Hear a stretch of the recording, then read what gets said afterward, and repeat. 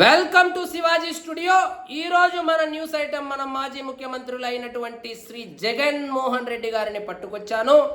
ఇంతకీ విషయం ఏమిటంటే, తిరుమల తిరుపతి దేవస్థానానికి సంబంధించినటువంటి ప్రసాదాల్లో వాడుతున్నటువంటి నెయ్యిలో జంతువులకు సంబంధించినటువంటి కొవ్వు అవశేషాలు ఉన్నాయని ఒక ల్యాబ్ రిపోర్ట్ వచ్చింది. ఈ రిపోర్ట్ చూసినటువంటి ప్రపంచవ్యాప్తంగా ఉన్నటువంటి హిందువులు ఒక్కసారిగా బగ్గుమన్నారు. వాళ్ళ మనోభావాలు దెబ్బతినింది. దీని మీద వివరణ ఇవ్వడానికి మన మాజీ ముఖ్యమంత్రి శ్రీ జగన్మోహన్ రెడ్డి గారు ఈ రోజు 3 గంటలకు ప్రెస్ మీట్ ఒకటి పెట్టారు. పొద్దున్నుంచి వైఎస్ఆర్సీపీ క్యాడరు అనవసరంగా జగన్మోహన్ రెడ్డి గారి మీద అబద్ధాలు ప్రచారం చేస్తారా, ఈ రోజు 3 గంటలకు ప్రెస్ మీట్ పెడతాడు, ఒక్కొక్కడికి తాట తీస్తాడు అని కేజీఎఫ్ బ్యాక్గ్రౌండ్ మ్యూజిక్ వేసి వీడియోలతో హల్చల్ చేశారు. తీరా ప్రెస్ మీట్ రానే వచ్చింది.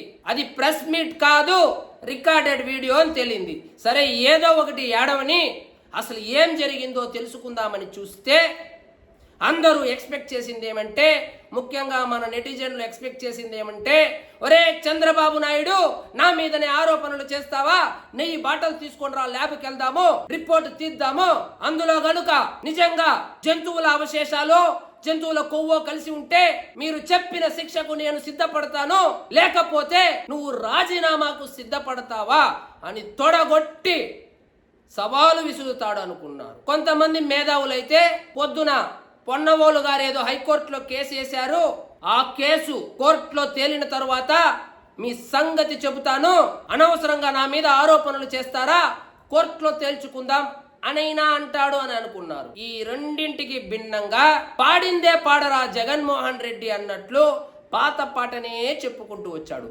కానీ ఇందులో కొన్ని ఆసక్తికరమైన విషయాలు కూడా చెప్పాడు. దాన్ని మీ ముందుకు తీసుకొని వచ్చే ప్రయత్నం చేస్తా. మీకు ఈ వీడియో నచ్చినట్లయితే లైక్ చేయండి, షేర్ చేయండి, ఛానల్ మాత్రం సబ్స్క్రైబ్ చేసుకోవడం మర్చిపోవద్దు. ఇక ప్రెస్ మీట్ లోని వివరాల్లోకి వెళ్దాం. ఈ ప్రెస్ మీట్ ని నిశితంగా పరిశీలిస్తే దీని సారాంశం ఏమిటంటే, జగన్మోహన్ రెడ్డి గారు చాలా క్లియర్ గా చెప్పారు, టీటీడీ అనేది ఒక ఇండిపెండెంట్ బాడీ అని, అందులో బోర్డ్ మెంబర్స్ ఉంటారని, చైర్మన్ ఉంటాడని, ఉన్నతాధికారులు ఉంటారని, అక్కడ ఏ నిర్ణయం తీసుకోవాలి అన్నా బోర్డ్ మీటింగ్లో మీటింగ్ పెట్టి తీసుకుంటారే కానీ టీటీడీకి రాష్ట్ర ప్రభుత్వానికి ఎటువంటి సంబంధము లేదు అని కుండ బద్దలు కొట్టినట్లు చెప్పేశాడు. ఈ బోర్డులో సెంట్రల్ గవర్నమెంట్ లోని సెంట్రల్ మినిస్టర్లు సిఫార్సు చేసిన వాళ్ళు, పక్క రాష్ట్రాల్లో ముఖ్యమంత్రులు సిఫార్సు చేసిన వాళ్ళు, పక్క రాష్ట్రాల్లో విశిష్టమైన వ్యక్తులను బోర్డులో మెంబర్లుగా తీసుకున్నాము అని తేటతెల్లం చేసేశాడు. ఇప్పుడు ఈ వివాదానికి సంబంధించి ఏదైనా జరగరానిది జరిగితే మొత్తం బోర్డు మీదకి తోసేశాడు. ఇక చైర్మన్ విషయానికి వస్తే, సుబ్బారెడ్డి అనే వ్యక్తి 45 సార్లు అయ్యప్ప స్వామి మాల వేసి శబరిమలకి వెళ్ళి వచ్చాడు. గురుస్వామి ఆయనకు మించినటువంటి హిందువు ఎవరున్నాడు ఆంధ్రప్రదేశ్లో అని ఒక సర్టిఫికెట్ ఇచ్చి, అందుకే ఆయన్ని నేను చైర్మన్ గా చేశాను, ఆయన కన్నా మీకు బాగా తెలుసా అని ఒక వివరణ ఇచ్చాడు. అదే విధంగా కరుణాకర్ రెడ్డి కూడా ఒక విశిష్టమైన వ్యక్తి అని, ఆయన విశిష్టతను చూసే ఆయన్ని కూడా చైర్మన్ గా చేశాను అని వెనకేసుకొని వచ్చాడు. ఇంతవరకు బానే ఉంది. రేపు పొద్దున ల్యాబ్ రిపోర్ట్ లో నిజంగానే వీళ్ళు కల్తీ నెయ్యే వాడారు గత 3 సంవత్సరాలు గాని నివేదిక వస్తే మొట్టమొదట జైలుకు పోయేది ఈ చైర్మన్లు, బోర్డులో పనిచేసినటువంటి బోర్డు మెంబర్లు అని చెప్పకనే చెప్పేశాడు. ఇది మీకు అర్థమైతే మంచిది, అర్థం కాకపోతే ఇప్పుడు నేను చెప్తున్నాను, అర్థం చేసుకోండి. టీటీడీ తీసుకున్నటువంటి నిర్ణయాలలో రాష్ట్ర ప్రభుత్వానికి సంబంధం లేదని క్లియర్ గా చెప్పేశాడు. ఇక అది పక్కన పెడితే, చంద్రబాబు నాయుడు డైవర్షన్ కోసమే, ఈ డైవర్షన్ పాలిటిక్స్ కోసమే ఏ ప్రాబ్లం వచ్చినా దానికి ఆల్టర్నేటివ్ గా ఏదో ఒక టాపిక్ ను తీసుకొని కాంట్రవర్షియల్ చేసి డైవర్షన్ పాలిటిక్స్ చేస్తున్నాడు అని ఆరోపించాడు. డైవర్షన్ పాలిటిక్స్ ఎవరు చేస్తున్నారో రాష్ట్ర ప్రజలు నిశితంగా గమనిస్తున్నారు. జగన్మోహన్ రెడ్డి గారు చనిపోయిన శవం దగ్గరికి వెళ్తారు, మీకు 15,000, మీకు 15,000, మీకు 15,000 అంటారు. ఒకవేళ మీ కార్యకర్త చనిపోయి ఉంటే పరామర్శకు వెళ్ళి పథకాల గురించి మాట్లాడడం డైవర్షన్ పాలిటిక్స్ కాదా? వరద బాధితులను పరామర్శించడానికి వెళ్ళి అక్కడ పాలిటిక్స్ మాట్లాడతారు. అది డైవర్షన్ పాలిటిక్స్ కాదా? డైవర్షన్ పాలిటిక్స్ చేస్తా ఉండేది మీరు సార్.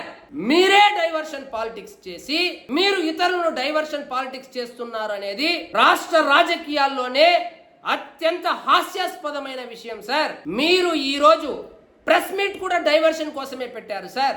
ఈ రోజు ప్రెస్ మీట్ పెట్టవలసిన విషయము తిరుమల తిరుపతి దేవస్థానానికి సంబంధించినటువంటి ప్రసాదంలో వాడిన నెయ్యిలో జంతువుల కొవ్వు కలిసిందా లేదా, కలిస్తే ఎందుకు కలిసింది, కలవలేదంటే దానికి ఎక్స్ప్లెనేషన్ ఏంటి, ఇది కదా మీరు ప్రెస్ మీట్ పెట్టి చెప్పవలసిన విషయము. ఇందులో సూపర్ 6 ఎక్కడి నుంచి వచ్చింది, సూపర్ 7 ఎక్కడి నుంచి వచ్చింది సార్? దొంగ దొంగ దొంగ అన్నట్లు డైవర్షన్ పాలిటిక్స్ చేసేదే మీరు, మళ్ళీ మీరే వచ్చి డైవర్షన్ పాలిటిక్స్ చేస్తున్నారు అని ఆరోపిస్తారు. ఇక నెయ్యి కాంట్రాక్టర్ల ఎంపిక విషయాన్ని ప్రస్తావిస్తూ 6 నెలలకు ఒకసారి టెండర్లు పిలుస్తారు. అది ఆన్లైన్ టెండర్లు. ఎవరు L1 లో వస్తే వాళ్ళకు ఇచ్చేసామని ఇర్రెస్పాన్సిబుల్ గా చెప్పారు సార్ మీరు సమాధానము. ఇది వ్యాపారము కాదు సార్. L1 లో వచ్చిన వాడికి, తక్కువ కోట్ చేసిన వాడికి నెయ్యి కాంట్రాక్ట్ ఇవ్వడం అనేది వ్యాపారం అవుతుంది. టీటీడీలో ఆగమన శాస్త్రం అని ఒకటి ఉంది. ఏ విధమైన నెయ్యిని వాడాలి అని ఆగమన శాస్త్రంలో నీట్ గా మెన్షన్ చేసి ఉన్నారు సార్. ఆ L1 కోట్ చేసిన వ్యక్తి ఆగమన శాస్త్రంలో మెన్షన్ చేసిన నెయ్యిని సరఫరా చేయగలడా, ఆ నెయ్యిని సరఫరా చేయగలిగిన కెపాసిటీ ఆ కంపెనీకి ఉందా లేదా అని కనుక్కునే బాధ్యత మీకు లేదా? ఇర్రెస్పాన్సిబుల్ గా L1 లో వచ్చారు ఇచ్చేసామని ఎంత బాధ్యత రాహిత్యంగా మాట్లాడుతున్నారు సార్ మీరు. ఎవడో ఒకడు ఆన్లైన్ లో టెండర్ వేసి L1 లో వచ్చి నెయ్యికి బదులు వేరే ఏదో సప్లై చేస్తానంటే ఎలా ఒప్పుకుంటారు సార్? దీనికి ఎక్స్ప్లెనేషన్ ఇవ్వడానికి ఆ నెయ్యిని మేము చెక్ చేస్తాము, 3 సార్లు చెక్ చేస్తాము, 3 శాంపుల్స్ తీసుకుంటాము, ప్రతి ట్యాంకర్ ని చెక్ చేస్తాము, పెద్ద వ్యవస్థే ఉంది అని చెప్పుకొచ్చారు. అంత పెద్ద వ్యవస్థే ఉంటే, ప్రతి ట్యాంకర్ ని చెక్ చేసి ఉంటే, ఆ నెయ్యి ఆగమన శాస్త్రంలో మెన్షన్ చేసినటువంటి నెయ్యే అయి ఉంటే లడ్డు ఎందుకు రుచికరంగా లేదు సార్? మీరు ముఖ్యమంత్రిగా ఉన్నటువంటి 5 సంవత్సరాల్లో లడ్డు నెయ్యి వాసన ఎందుకు రాలేదు సార్? క్వాలిటీ నెయ్యి వాడి ఉంటే ఎక్కడ ల్యాబుల్లో పోయి వెతకాల్సిన పని లేదు సార్. లడ్డు వాసన చూస్తే నెయ్యి వాసన ఎందుకు రాలేదు సార్? మీ వైఎస్ఆర్సీపీ గవర్నమెంట్ లో ఇంత చిన్న లాజిక్ ఎలా మిస్ అయ్యారు సార్? వచ్చిన ట్యాంకర్లన్నీ మేము నిశితంగా పరిశీలించి ల్యాబ్ కు పంపించి రిపోర్ట్లు తీసుకొని వాడాము అని తడుముకోకుండా చెప్తున్నారే. అన్ని రిపోర్ట్లు తీసుకొని అంత చక్కగా ప్రణాళికాబద్ధంగా నెయ్యి సేకరించి లడ్డు చేసి ఉంటే లడ్డు రుచి ఎట్టుపోయింది సార్. మీరు ఒక్కసారి తాడేపల్లి ప్యాలెస్ కి గత 5 సంవత్సరాలుగా తిరుమలకు వెళ్ళిన వాళ్ళను పిలిపించుకొని ఒకసారి మాట్లాడండి సార్. లడ్డు రుచి ఎలా ఉండేది మీ గవర్నమెంట్ లో, లడ్డులో నెయ్యి వాసన వచ్చేదా లేదా అని సీక్రెట్ గా అడగండి సార్, చెప్తారు. ఏ ల్యాబ్ కు వెళ్ళవలసిన అవసరం లేదు సార్. ఏం మాట్లాడతారండి మీరు? L1 లో వచ్చారు ఇచ్చేసాము, 45 సార్లు అయ్యప్ప స్వామి మాల వేసుకున్నాడు, చైర్మన్ చేసేసాము, ఆడెవడో గొట్టం గాడు రికమెండేషన్ చేశాడు, బోర్డు మెంబర్ గా చేసేసాము. ఏంటండి మీరు చేసేది? మరో విషయాన్ని ప్రస్తావించారు. చంద్రబాబు నాయుడు ఇలాంటి ఆరోపణలు చేయడం వల్ల టీటీడీకి బ్రాండ్ నేమ్ పోతుందని. బ్రాండ్ నేమ్ పోవడానికి ప్రధాన కారణం వైఎస్ఆర్సీపీ సార్. 2019 నుంచి 2024 ఈ పీరియడ్ లో టీటీడీకి రావాలంటేనే, తిరుమల తిరుపతి దేవస్థానానికి రావాలంటేనే, బాలాజీని దర్శించుకోవాలంటేనే మీరెప్పుడు దిగిపోతారా, మళ్ళీ నెక్స్ట్ గవర్నమెంట్ ఎప్పుడు వస్తుందా, అప్పుడు వెళ్దాంలే, ఇదేంది అన్యాయము అనుకున్నోళ్ళు బొచ్చడు మంది సార్. కాలి నడకన వెళ్లే దగ్గర నుంచి కాటేజీల్లో సౌకర్యాల వరకు, ఆఖరికి బాత్రూమ్ మెయింటెనెన్స్ లో కూడా సార్ అన్ని చోట్ల శుచి శుభ్రతకు మారు పేరైనటువంటి టీటీడీని మీ పాలనలో, మీ వైఎస్ఆర్సీపీ పాలనలో 2019 నుంచి 2024 వరకు ఎంత సర్వనాశనం చేశారో ఒకసారి తాడేపల్లి ప్యాలెస్ నుంచి బయటకు వచ్చి ఈ రోజు ప్రెస్ మీట్ తిరుపతిలో పెట్టింటే ప్రజలు చెప్పింటారు సార్ బ్రాండ్ నేమ్ ఎవరు పోగొట్టారని. ఇది వ్యాపారం కాదు సార్. తిరుమల తిరుపతి దేవస్థానం అంటే హిందువుల మనోభావాలకు సంబంధించిన విషయం సార్. గవర్నమెంట్ ఏమైనా డబ్బులు ఇస్తా ఉందా నెయ్యి కొనడానికి? అసలు మీకు కాస్ట్ కటింగ్ చేయమని చెప్పింది ఎవరు సార్? టెండర్లు పిలిచాను, L1 లో వచ్చిన వాళ్ళకి ఇచ్చినాను అంటున్నావే కానీ ఆ L1 లో వచ్చినటువంటి వాడు మ్యానుఫ్యాక్చరరా, ట్రేడరా?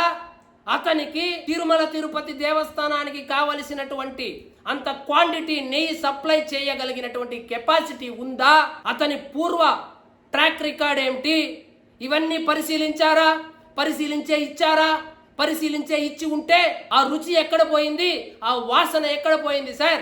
మీ గవర్నమెంటులో నాణ్యమైన నెయ్యి వాడలేదు అని చెప్పడానికి ఎక్కడో నేషనల్ ఇన్స్టిట్యూట్ లో పోయి సర్టిఫికేట్ తేవలసిన అవసరం లేదు సార్. ఆ పీరియడ్ లో దర్శనానికి వెళ్ళినటువంటి ఏ భక్తుని అడిగినా చెబుతాడు సార్ ప్రసాదం క్వాలిటీ ఎలా ఉంది, క్వాంటిటీ ఎలా ఉండేదని.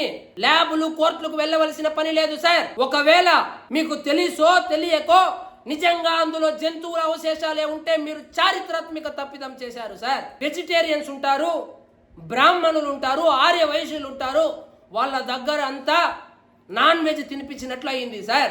రిపోర్ట్లు వస్తాయి, ఎక్కడికి పోవు. వచ్చిన రోజు మళ్ళీ మాట్లాడదాం సార్. చాలా చాకచక్యంగా తప్పించుకోవడానికి ప్రయత్నించారు మీరు. అదే నోటితో సిబిఐ ఎంక్వైరీ కోరవచ్చు కదా. మీరు లెటర్ రాస్తాడంట ప్రధానమంత్రికి, చీఫ్ జస్టిస్ కి లెటర్ రాస్తాడంట. మీరు లెటర్ రాస్తానే జగన్మోహన్ రెడ్డి గారు లెటర్ రాస్తున్నారు, మనం దానికి బదులు రాయాలని వాళ్ళు కూర్చొని ఉంటారా సార్? నా మీద ఆరోపణలు వచ్చింది, ఇది నా పరువుకు సంబంధించిన విషయము అని కోర్టుకు మీరెళ్ళాలి కదా. ఆ విషయం ప్రస్తావించారా?